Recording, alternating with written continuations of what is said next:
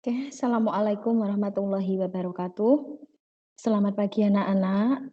Semoga senantiasa sehat sehingga kita pada kali ini bisa belajar dengan baik dan bisa melanjutkan pembelajaran yang sudah kita sepakati kemarin, ya.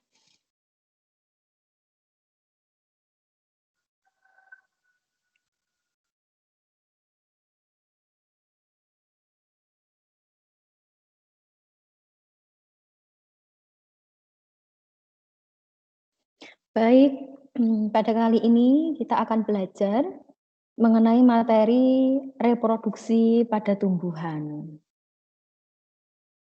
Nah, setelah kalian belajar mengenai materi ini, diharapkan kalian akan mampu mengidentifikasi sistem reproduksi pada tumbuhan tertentu dan kalian akan mampu menjelaskan penerapan teknologi pada sistem reproduksi tumbuhan.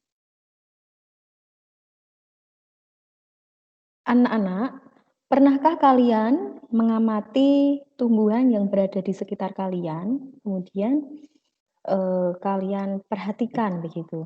Misalnya tumbuhan yang ada di sekitar kalian itu ada pohon mangga, ada tumbuhan apapun itu misalnya bunga mawar, pohon jambu atau pohon apapun.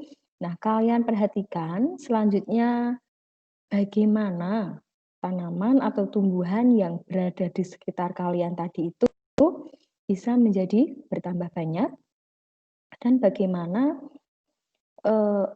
cara atau reproduksi, ya, reproduksi dari tanaman-tanaman yang sudah Ibu jelaskan tadi, atau yang sudah kalian amati. Nah, coba perhatikan gambar yang ada di depan kalian. Di sini, ada 2 gambar, yaitu gambar tumbuhan cocor bebek dan yang ini adalah gambar bunga sepatu. Nah, kedua gambar ini samakah cara reproduksinya atau kedua tumbuhan ini bagaimana cara reproduksinya? Apakah sama atau berbeda? Selanjutnya kalian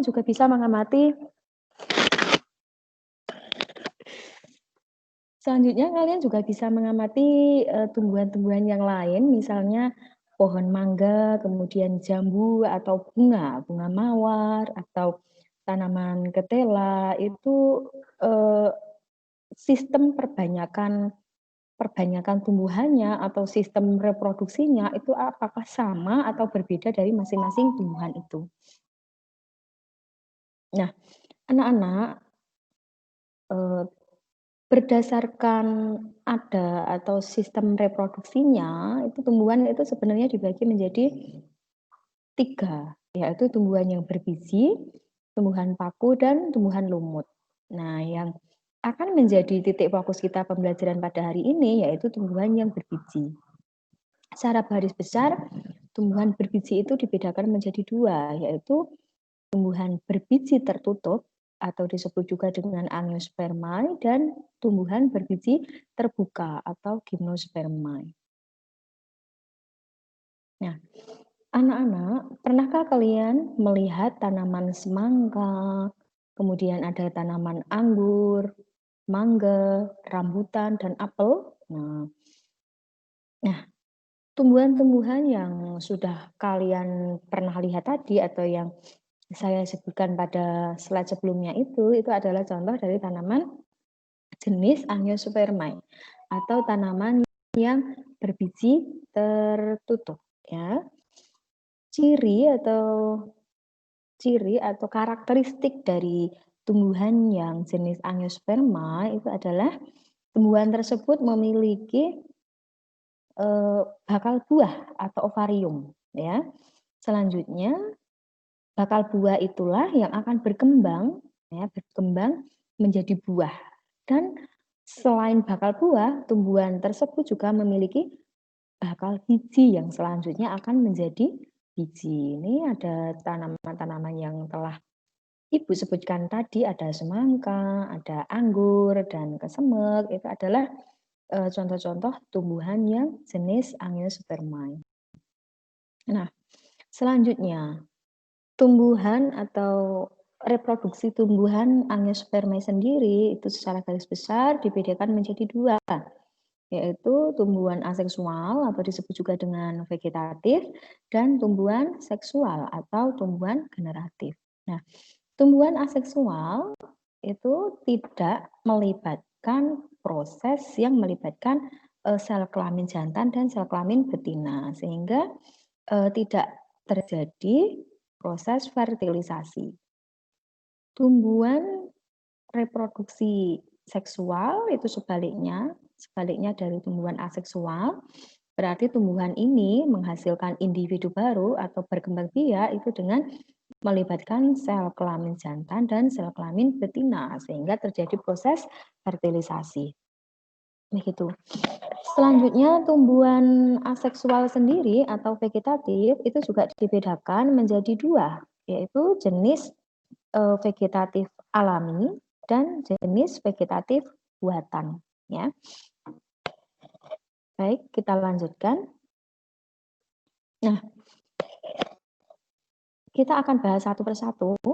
Yang tadinya Angiospermae aseksual alami itu contohnya berkembang biak dengan cara menggunakan rizoma.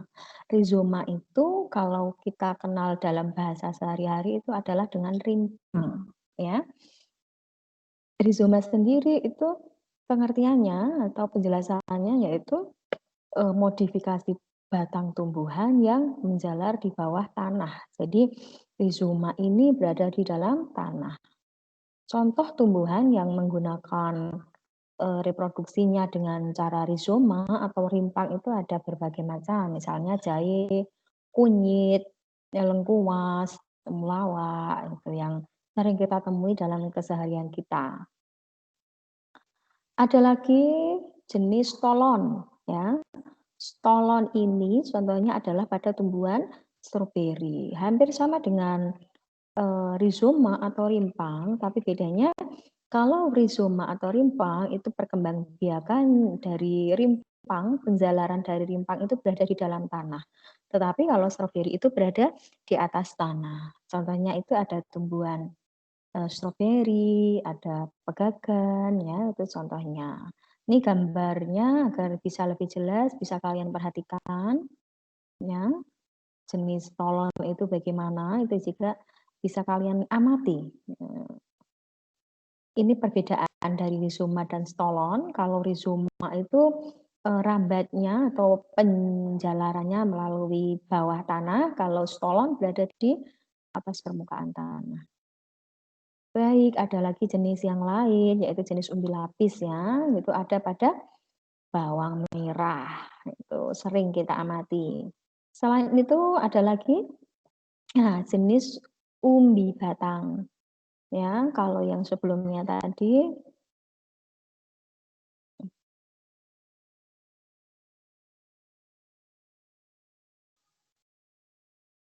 oke, kita perhatikan slide yang sebelumnya tadi.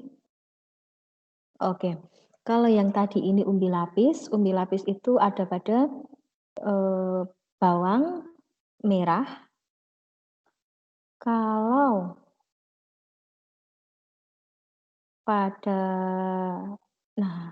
pada umbi batang itu contohnya adalah umbi kentang. Jadi kentang ini sebenarnya itu batang, tetapi dia berfungsi sebagai cadangan makanan. Jadi jangan salah konsep bahwa si kentang ini adalah akar, itu bukan. Kentang itu sebenarnya adalah umbi batang ya, dia adalah modifikasi dari batang yang di situ terdapat pembesaran pada batangnya, jadilah si kentang ini, ya. Selanjutnya ada lagi jenis reproduksi aseksual alami, yaitu pada pada daun kuncup adventif daun. Jadi ini adalah jenis cocor bebek. Cocor bebek ini bisa melakukan reproduksi di tanah dan dia akan menghasilkan jenis individu baru di bagian pinggir-pinggirnya ini. Inilah yang disebut dengan kuncup adventif. Ini kalian juga bisa memperhatikan di sini. Ini ada satu bagian daun yang jatuh di tanah, kemudian timbul tunas adventif. Nah, ini jenis reproduksi aseksual alami tanpa rekayasa atau tanpa dibuat oleh manusia. Kalau hanya sekedar dipotong kemudian diletakkan di tanah, itu juga bisa dilakukan oleh manusia, tetapi secara alami pun, cocok bebek ini bisa dia lepas dari daunnya dan melakukan reproduksi oleh, daunnya itu. Ya, oke, kalau tadi kita mengenai reproduksi aseksual alami itu yang tanpa rekayasa oleh manusia. Kalau sekarang kita akan bahas mengenai aseksual buatan. Ada kata-kata buatan, berarti di sini ada perilaku manusia yang membantu dalam proses perkembangbiakan. Contohnya apa? Menyangkok. Menyangkok dalam kesehari-harian kita bisa amati dengan mudah itu kalau ada orang yang mencangkok tanaman mangga atau jambu atau rambutan itu bisa dengan cara menyangkok ya. Biasanya itu tanaman yang dicangkok itu adalah tanaman yang memang dari segi genetisnya itu tanaman yang jenis bagus, sehingga, tanaman yang hasil cangkokan ini nanti akan menyerupai atau mirip dengan induknya, menghasilkan, jenis yang bagus pula. Nah, selanjutnya ada namanya merunduk. Merunduk ini contohnya itu tanaman alamanda, ya. Alamanda itu bisa dikembangkan atau bisa di diatur dengan pola dirundukkan. Jadi, pada batangnya ini, karena batangnya panjang, dia bisa sampai ke tanah, kemudian di bawah permukaan tanahnya itu nanti dia akan membentuk sistem perakaran yang baru. Ada lagi yaitu tipe menyambung ya. Jadi menyambung, kemudian ada lagi juga okulasi atau menempel dan setek. Itu tentunya ke semua jenis ini dilakukan oleh bantuan manusia ya. Jadi kalian juga sudah paham bedanya kalau yang aseksual alami tadi itu, dia bisa melakukan pekerjaannya sendiri atau bisa melakukan reproduksi sendiri tanpa bantuan manusia. Tetapi yang reproduksi aseksual buatan, dia dibantu oleh manusia. Siapa yang menyangkok, siapa yang merundukkan, siapa yang menyambung, siapa yang menempelkan, siapa yang memotong batangnya dan ditancapkan ke tanah, tentunya adalah manusia. Itu namanya aseksual buatan. Ada lagi. Nah, kalau tadi kita sudah membahas mengenai reproduksi angiosperma yang jenis aseksual atau tanpa melibatkan fertilisasi, kita akan membahas mengenai reproduksi angiosperma yang jenis seksual ya. Jadi jenis seksual di dalam prosesnya itu melibatkan sel sperma dan sel telur untuk fertilisasi. Nah, karena reproduksinya ini melibatkan proses fertilisasi, sehingga akan terbentuk embrio yang tersimpan di dalam biji. Nah, dari embrio inilah, dari biji inilah yang akan muncul jenis tanaman baru. Nah, contoh proses ya, proses yang terjadi atau yang dikategorikan sebagai yang seksual itu adalah ada penyerbukan. Penyerbukan itu melibatkan, misalnya melibatkan angin juga boleh atau melibatkan tumbuhan. Nah, di sini dicontohkan ada tumbuhan yang hinggap di, tanaman berbunga, kemudian dia akan membawa sel kelamin itu ke tanaman yang lain, maka akan terbentuk embrio hingga terbentuk biji. Penyebaran juga bisa dilakukan oleh angin, ya, misalnya tumbuhan itu berbiji, kemudian bijinya sudah kering dan siap untuk menghasilkan individu baru, yang melakukannya itu adalah burung misalnya. Itu juga cara angiosperma yang seksual dengan bantuan makhluk hidup lain. Selanjutnya, kita akan bahas mengenai gimnosperma atau tanaman yang jenis berbiji terbuka. Contoh tanaman yang demikian ini yaitu atau ciri-cirinya yaitu dia tidak memiliki bunga yang terjadi pada angiosperma ya, berbeda. Kalau angiosperma itu ciri-cirinya itu menghasilkan bunga, tetapi yang gimnosperma itu tidak memiliki bunga, memiliki alat reproduksi yang seksual. Kemudian penyerbukannya terjadi saat serbuk sari menempel pada liang bakal biji. Selanjutnya sari itu akan terperangkap oleh cairan yang terdapat di lubang bakal biji. Dan apabila cairan itu nantinya menguap, maka serbuk sari itu akan dapat masuk ke bakal biji dan terjadi pembuahan. Dan tanaman tertentu, tanaman yang gimnosperma tapi jenis tertentu, itu juga dapat melakukan perkembangbiakan dengan menggunakan tunas akar. Ya. Nah, kita akan membahas jenis lain tanaman yang ternyata tanaman yang kita pelihara atau tanaman yang berkembang biak itu juga bisa menggunakan teknologi tertentu. Ya, apa saja teknologi itu? Ada 3. Ada 3 yang kita pelajari pada kali ini. Sebenarnya ada banyak, tetapi untuk pembelajaran kali ini kita akan mencoba 3 saja. Yang pertama hidroponik, ya, ini contoh tanaman hidroponik. Tanaman hidroponik itu adalah tanaman yang cara tanamnya menggunakan larutan nutrisi dan mineral dalam air. Ya, jadi tanpa menggunakan media tanah. Selanjutnya ada vertikultur. Vertikultur itu adalah tekniknya, ya, teknik budidaya tanaman dengan cara membuat instalasi ke atas. Tujuannya itu adalah tidak membutuhkan lahan yang luas dan jumlah tanaman tetap bisa. Ada lagi namanya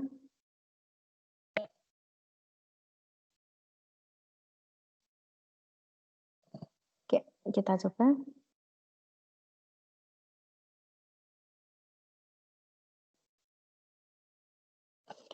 Ada lagi jenis kultur jaringan, ya.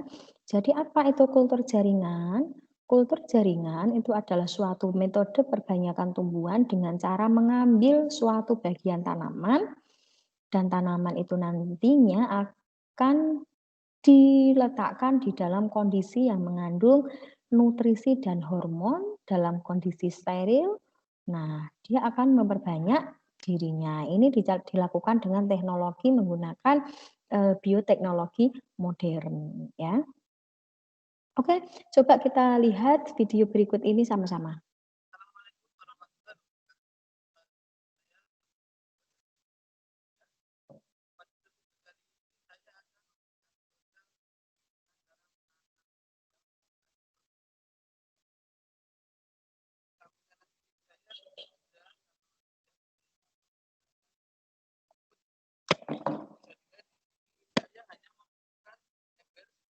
Baik, sudah selesai ya. Kita akan mencoba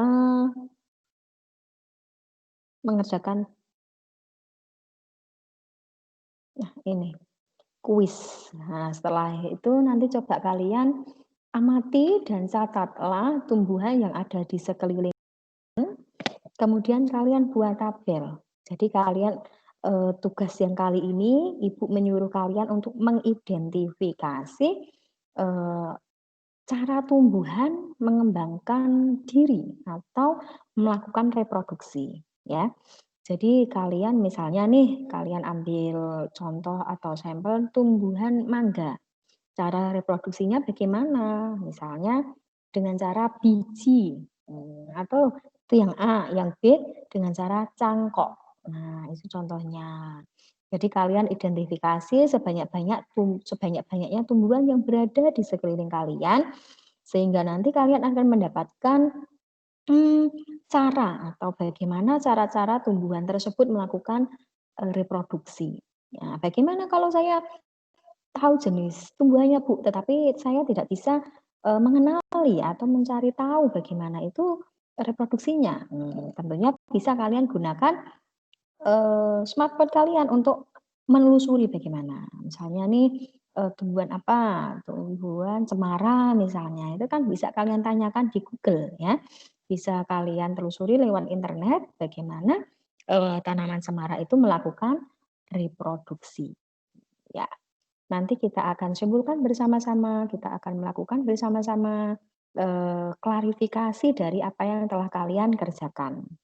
Itu dari Bu Esmi, nanti kita akan bertemu kembali dalam, proses setelah kalian mencari tahu berbagai tanaman dan cara reproduksinya di lingkungan. Begitu ya, begitu dari saya. Wabillahi taufiq wal hidayah. Wassalamualaikum warahmatullahi wabarakatuh.